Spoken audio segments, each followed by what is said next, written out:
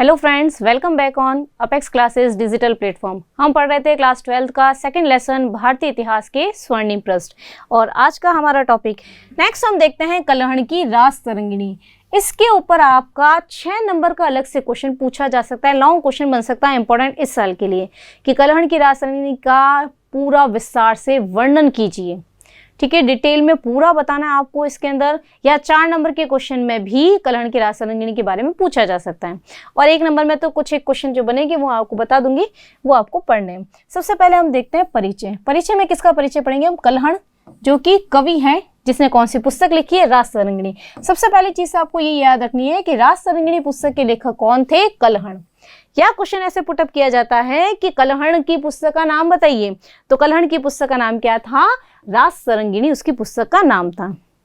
अब जो कलहण थे, कलहण कौन थे?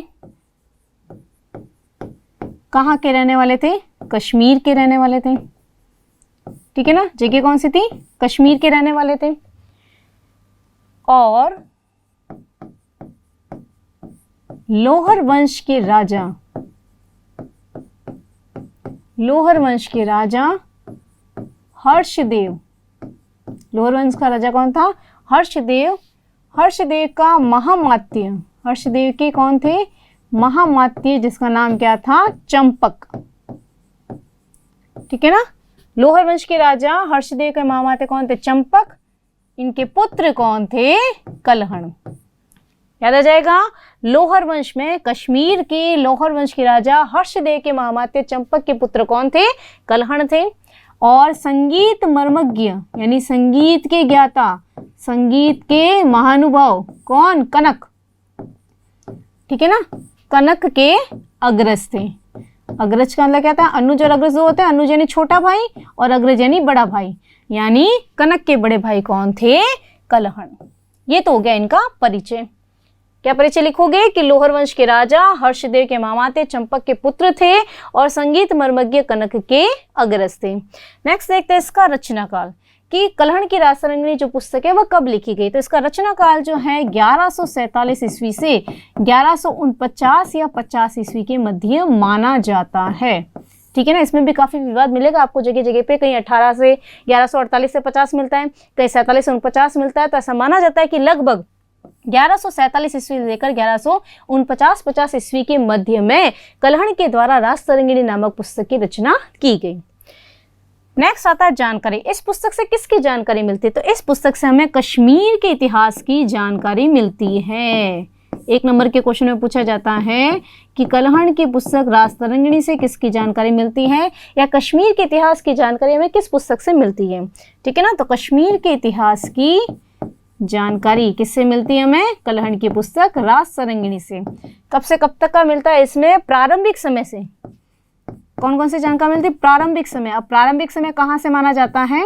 महाभारत काल में। ठीक है ना, प्रारंभिक समय जो है वह महाभारत काल से माना जाता है। प्रारंभिक समय से लेकर 12वीं शताब्दी तक का जो इतिहास है, ठीक है ना, ये जो रचना काल है ना, यहां तक की पूरी, ठीक है ना, जो इसका खुद का टाइम पीरियड है, किसका? कलहण का। ठीक है ना, से लेकर 12वीं शताब्दी तक के इतिहास का, 12वीं शताब्दी के इतिहास की जानकारी किससे मिलती है? कलहण की पुस्तक रास तरंगिणी से। एक चीज और आपको ध्यान रखनी है कि कलहण ने जिस समय रास तरंगिणी पुस्तक की रचना की, उस समय कश्मीर का शासक कौन था? जय सिंह। कौन था? जय सिंह। तो जय सिंह के शासन काल में रास तरंगिणी की रचना की गई। जय सिंह के शासन काल में, या हम कह सकते हैं कलहण के आश्रयदाता कौन थे? जय सिंह। जय सिंह के शासन काल में इसकी रचना की गई।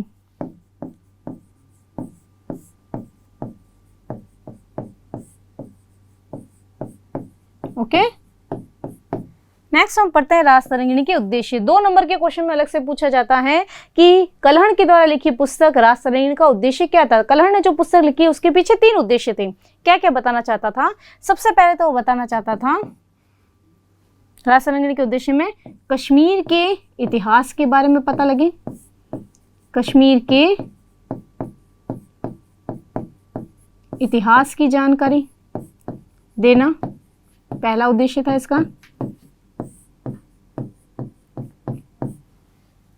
दूसरा, पाठकों का मनोरंजन करना, पाठकों का मनोरंजन करना भी उसका प्रमुख उद्देश्य था। उसको ऐसा लगता था बोरियत नहीं लगी बुक को पढ़ने पर, ठीक है ना, तो पाठकों का मनोरंजन करना भी उसका प्रमुख उद्देश्य था।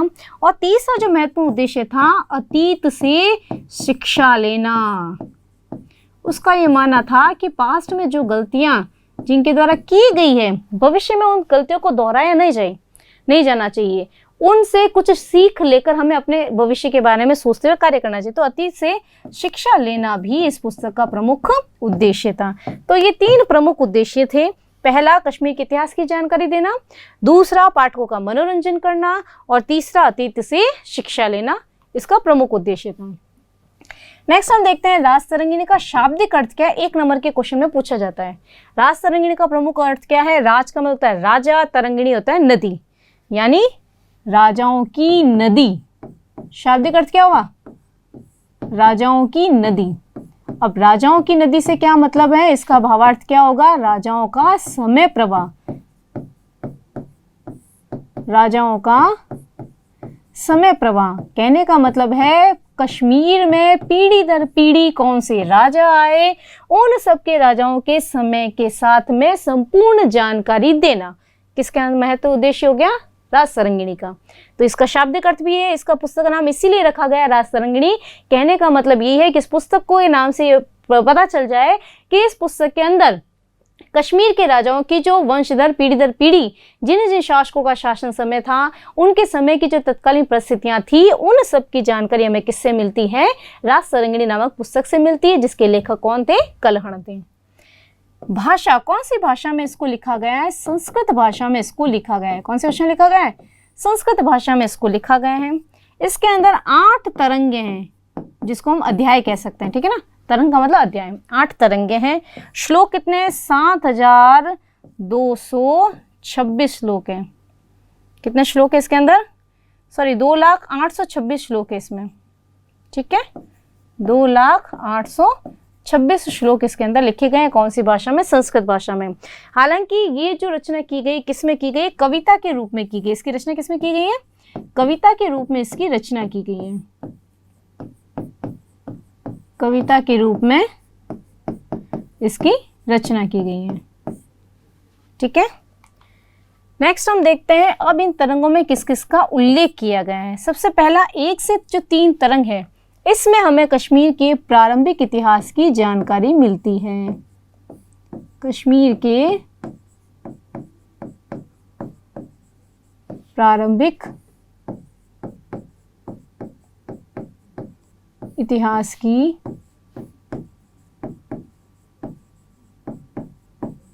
जानकारी मिलती है। अब जैसा कि कलहण जो कि 11वीं-12वीं शताब्दी के अंदर इसकी रचना कर रहा है, इसको लिख रहा है, तो उसने कश्मीर के प्रारंभिक इतिहास की जानकारी के लिए किस पर बल दिया था? जो लोगों के द्वारा मौखिक आख्यान दिए गए थे, मतलब उसने वो लोगों के पास खुद गया व्यक्तिगत रूप से, और जो बड़े बुजुर्ग थे उनसे पूछा कि आपसे पहले कौन कौन से शासक थे, आपने किस किस का काल देखा था, और जो पुराने प्राचीन पुरातात्विक स्रोत थे, जो पुरातात्विक ग्रंथ थे, उन ग्रंथों के आधार पर जो विवरण उसको मिला, वह सारा विवरण उसने किसके अंदर लिखा है? 1 से 3 तरंगों के अंतर्गत लिखा है। तो इसमें ज्यादा बल किसका दिया? मौखिक आख्यान,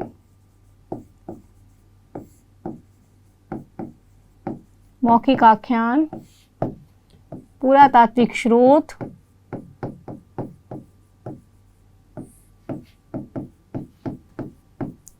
पुरातात्विक ग्रंथ,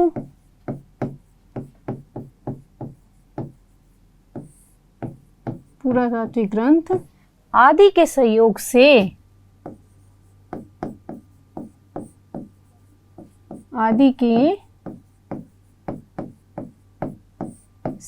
से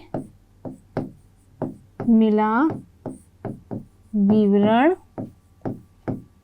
इसमें शामिल किया गया है।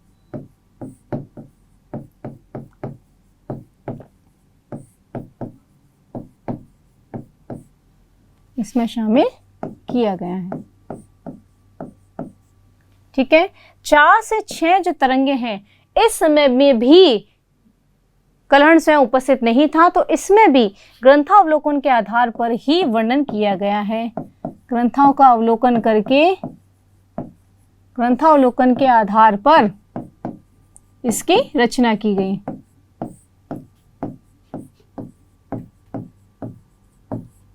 आधार पर इसकी रचना की गई। अब ये जो तरंग है इसके अंदर हमें 2 प्रमुख वंशों के बारे में जानकारी मिलती है। कौन कौन सा है? कारकोट और उत्पल वंश। कौन कौन सा है? कारकोट व उत्पल वंश। कई बार 1 नंबर के क्वेश्चन में पूछा जा सकता है कि 4 से 6 तरंगों में किस वंश की जानकारी मिलती है। तो कलहण की पुस्तक राजतरंगिणी के 4 से 6 तरंगों में कारकोट और उत्पल वंश के शासकों की संपूर्ण जानकारी हमें मिलती है। वंश के शासकों की संपूर्ण जानकारी हमें मिलती है।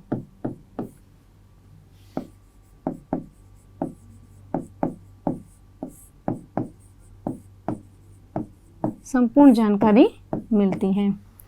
नेक्स्ट है 7 से 8 तरंगे। 7 से 8 तरंगे में क्या है?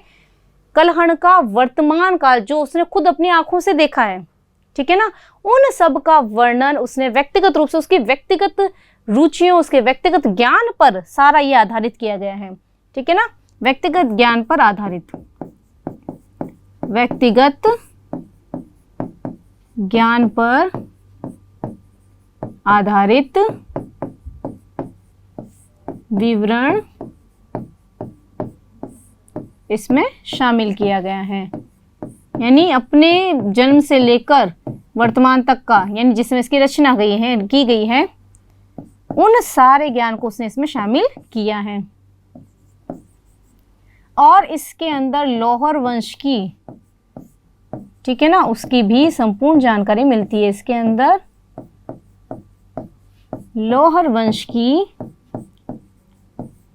संपूर्ण जानकारी मिलती है, क्योंकि उनके पिता खुद थे भाई लौहर वंश के अंदर, तो वो ज्यादा वास्तविक चीजें उसके इसमें लिखी गई। इसमें इसके अंदर लौहर वंश की संपूर्ण जानकारी मिलती है। तो ये तीनों तरंगे आपको अच्छे से ध्यान रखनी है। 1 से 3 तरंग, 4 से 6 तरंग और 7 से 8 तरंग के बारे में, ठीक है। नेक्स्ट हम देखते हैं महत्व। महत्व पे 4 नंबर का अलग से क्वेश्चन आपका पुटअप किया जाता है कि राजतरंगिणी पुस्तक का महत्व बताइए। तो सबसे पहली चीज तो अपनी नोट करने की वह कौन सी है कि इस पुस्तक से कश्मीर के इतिहास की जानकारी मिलती है। इस पुस्तक से प्रारंभिक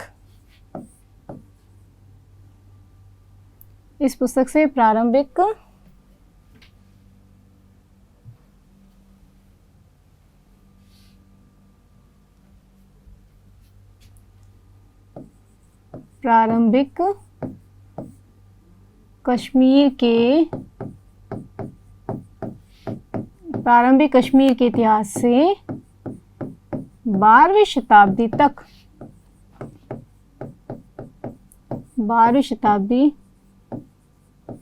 तक के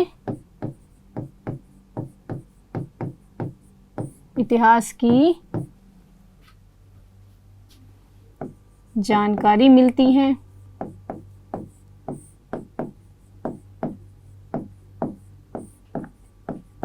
दूसरी प्रमुख उसकी विशेषता है कि इस पुस्तक में उसने केवल शासकों की प्रशासनिक व्यवस्था के बारे में ही डिटेल में नहीं दिया है, उसने इस पुस्तक में शासन व्यवस्था के साथ साथ राजनीतिक स्थिति के साथ साथ लोगों की सामाजिक और आर्थिक स्थिति का भी उल्लेख किया है। तो क्या रह जाएगा, क्या लिखोगे कि इस पुस्तक में कश्मीर के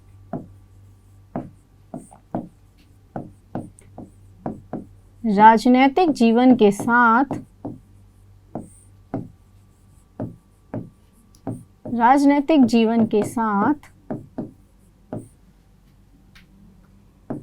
सामाजिक व आर्थिक जीवन की भी जानकारी मिलती है। आर्थिक जीवन की भी जानकारी मिलती है।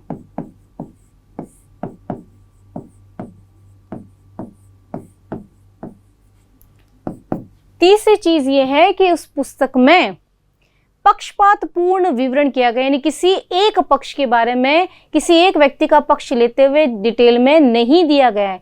पक्षपात पूर्ण विवरण इसमें मिलता है। इस पुस्तक में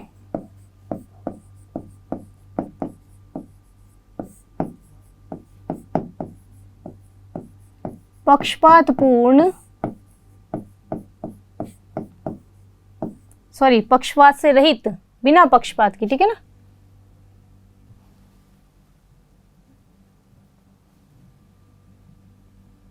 इस पुस्तक में पक्षपात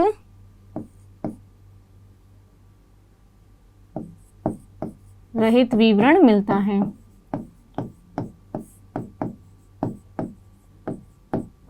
मतलब इसके अंदर जिन शासकों का उसने वर्णन किया है, उल्लेख किया है, उन शासकों के गुण और अवगुण दोनों का उसने बेबाक तरीके से वर्णन किया है। कई बार क्या होता है कि जिन शासकों के अधीन रहकर कवि के द्वारा उसकी रचना की जाती है, उस शासक की बढ़ाई चढ़ाई या अतिशोक्तिपूर्ण उसका वर्णन किया जाता है। जैसे कई बार हम देखते हैं अकबरनामा है, अकबर के काल में जो लिखी गई थी अबुल फजल के द्वारा, या चंद्रबरदाई की पृथ्वीराज रासो है, जयानक की पृथ्वीराज विजय है। यानी जिस लेखक के अधीन रहकर, जिन शासक के अधीन रहकर लेखक ने वो रचना का कार्य किया है, वह अपने आश्रयदाता जिसके अधीन रहकर वो कार्य कर रहा है, उनके अवगुणों को कभी भी प्रदर्शित नहीं करता है। तो ये कलहण की एक महान उपलब्धि है कि उसने इसके अंदर शासकों के गुण और अवगुण दोनों का ही डिटेल में वर्णन किया है। ठीक है ना।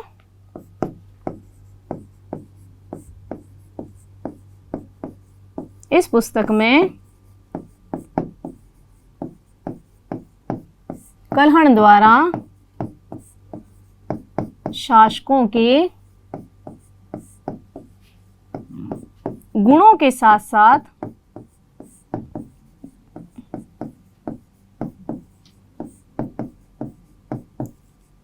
उनके अवगुणों का भी वर्णन किया गया है। उनके अवगुणों का वर्णन भी स्वतंत्र तरीके से किया गया है।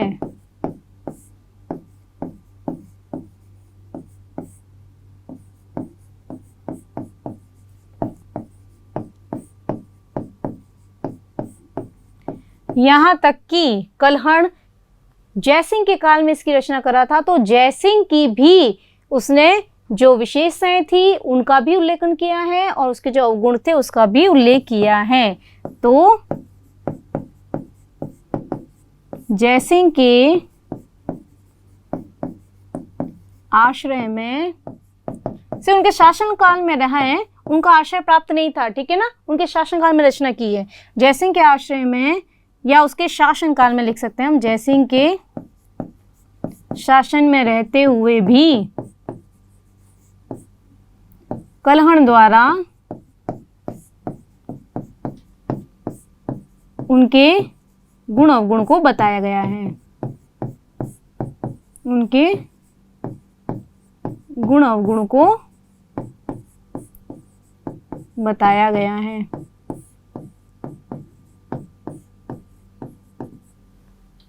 ठीक है। नेक्स्ट हम ये देखते हैं कि इसमें केवल ऐतिहासिक जानकारी नहीं मिलती, पुराने समय में कौन कौन सी गलतियां की जा चुकी हैं, उनसे भविष्य में कैसे उनकी सहायता लेकर अपने भविष्य को सुधारा जा सकता है, उनका भी उल्लेख किया गया है। तो इसमें ऐतिहासिक विवरण के साथ साथ ऐतिहासिक विवरण के साथ भविष्य को सही दिशा देने की भी जानकारी मिलती है। सही दिशा देने की भी जानकारी मिलती है।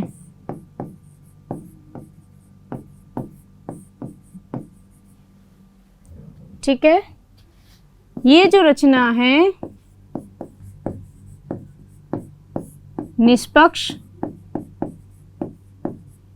व बिना भय के लिखी गई है।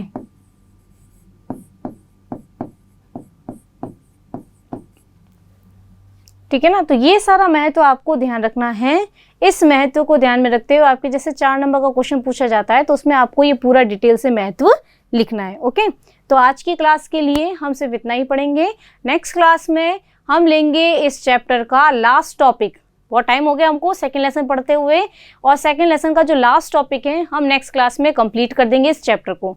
ओके, तब तक के लिए थैंक यू।